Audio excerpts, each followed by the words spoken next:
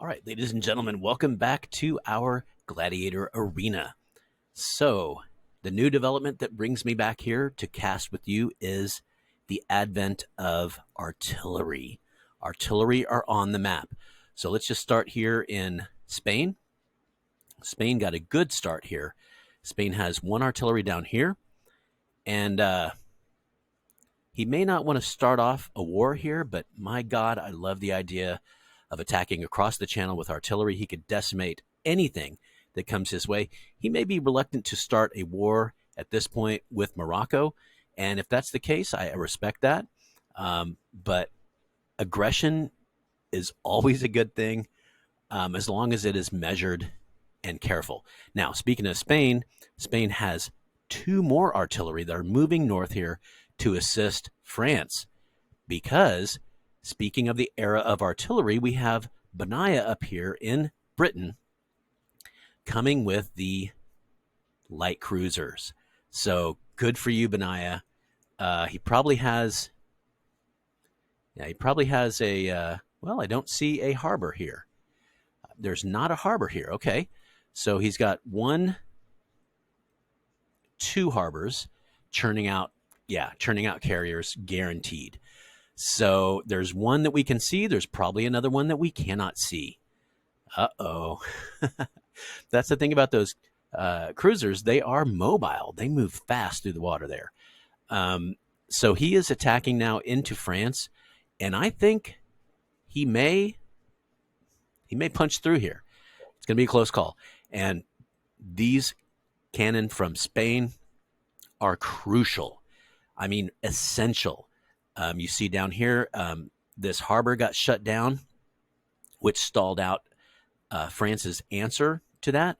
And we see that there is a late factory building here.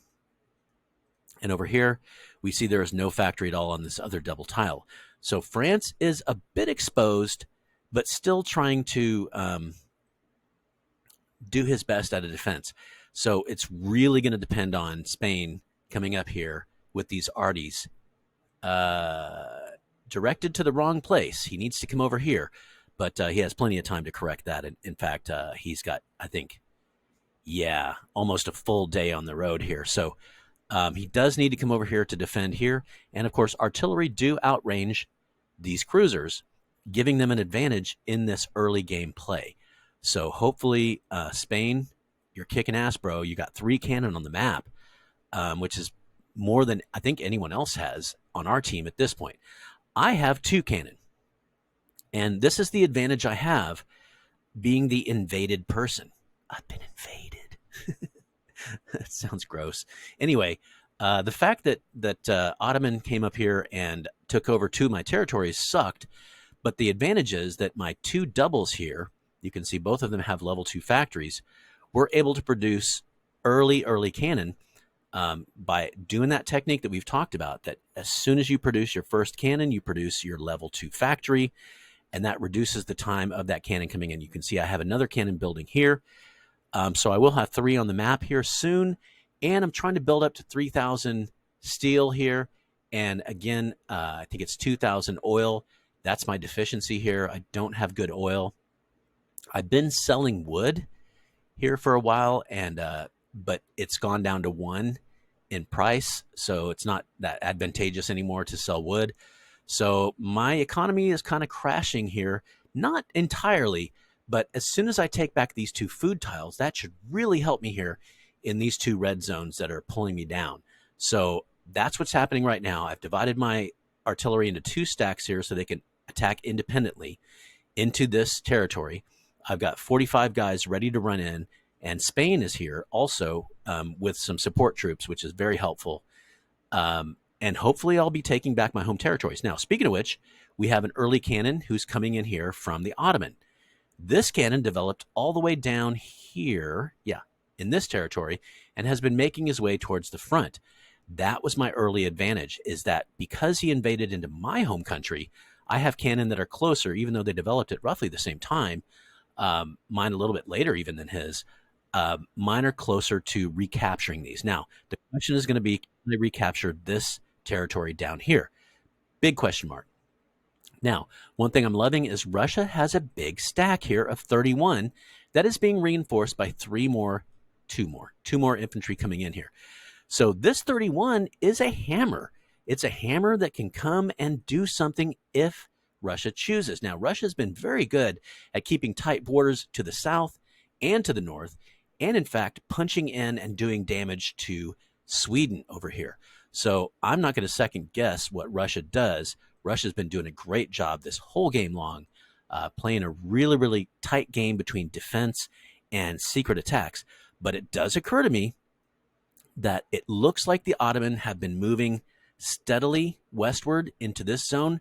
There is a cannon here moving up into this region. That's worth thinking about, being considerate about. But this 31 here is a bit of a threatening hammer, something that can be of threat. So let's talk about threats. So right now, I've got about 94, well, exactly 94 guys. 94 guys are poised to attack into this recently built level 2 fort. There's not a lot of people here. I'm going to say there's maybe 40 infantry defending here. The reason that I'm threatening here is because France is vulnerable. France is being attacked up here through the ocean. We already talked about that with that cruiser. And what I really don't want is for Germany to feel as if he has carte blanche to attack into France. Did you notice that I used French there? God damn it, I'm sophisticated.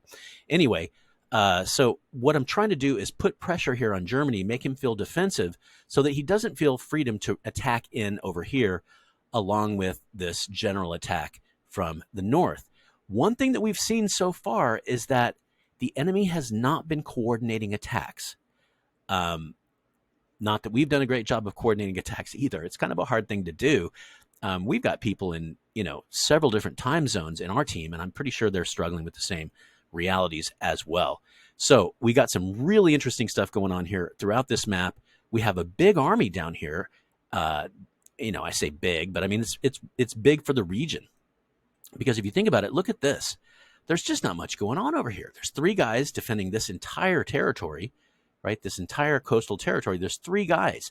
And the nearest help is 3 guys here, and I'll bet you there's 3 guys here. So there's really only 9 people in this entire region that could get there in time.